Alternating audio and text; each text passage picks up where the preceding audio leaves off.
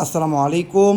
Welcome to my YouTube channel Azim easy English. প্রিয় শিক্ষার্থী বন্ধুরা, তোমরা সবাই কেমন আছো? আশা করি সবাই ভালো আছো, সুস্থ আছো। আলহামদুলিল্লাহ, আমিও ভালো আছি।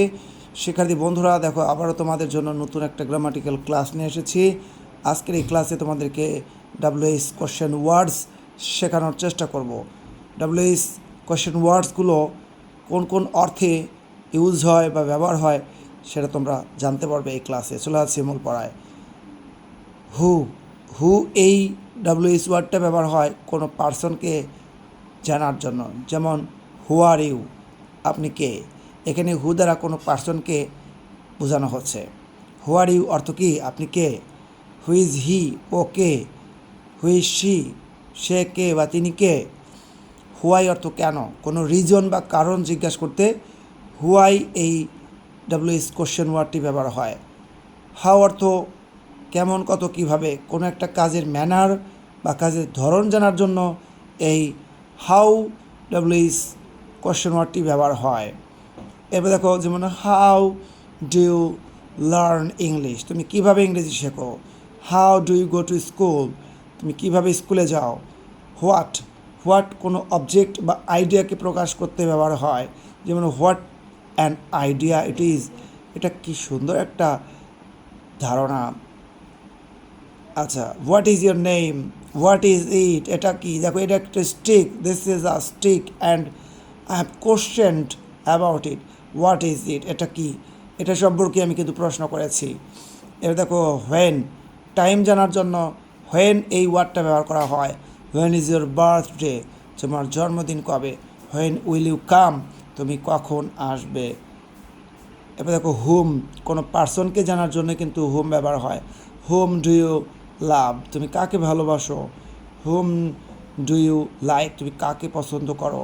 হুম ডিড ইউ সি ইয়েস্টারডে, তুমি গতকাল কাকে দেখেছিলে।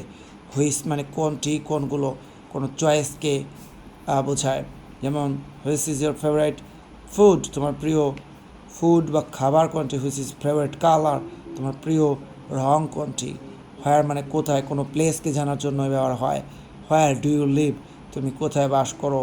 হুজ মানে কার, এটা পসেশনকে বোঝায়, অর্থাৎ কোনো ব্যক্তির মালিকানা বা সে এটার মালিক কিনা এটা জানতে ব্যবহার করা হয়। যেমন আমার কাছে এখন একটা, আমি দেখাচ্ছি, আমি যদি কোশ্চেন করি, যেমন এই পেন্সিলটা কার।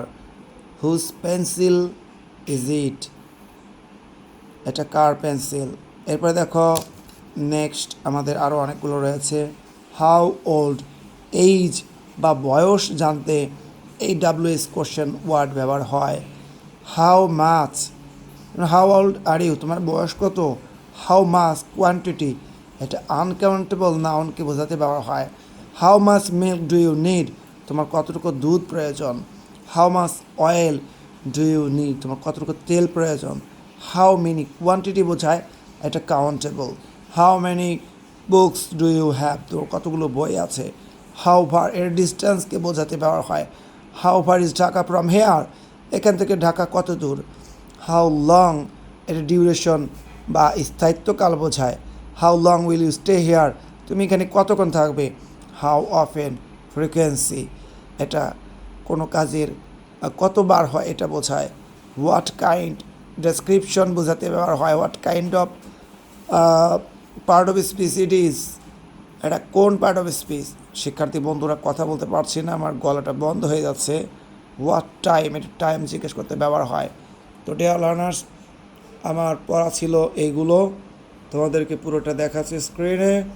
আশা করি সবাই এই পড়াগুলো বুঝতে পেরেছ। ডাব্লিউএইচ কোশ্চেন ওয়ার্ডসগুলো দিয়ে নতুন নতুন কোশ্চেন্স তৈরি করতে পারবে। তো ডিয়ার লার্নার্স, যদি আমার এই ক্লাসটি তোমাদের ভালো লাগে বা পছন্দ হয়, ভিডিওতে একটা লাইক দিয়ে দিও, পারলে বন্ধুদের মাঝে শেয়ার করে দিও। তোমরা প্রত্যেকেই আমার Azim easy English YouTube channel subscribe করে দিবে। সবাই ভালো থাকো, সুস্থ থাকো। আল্লাহ হাফেজ।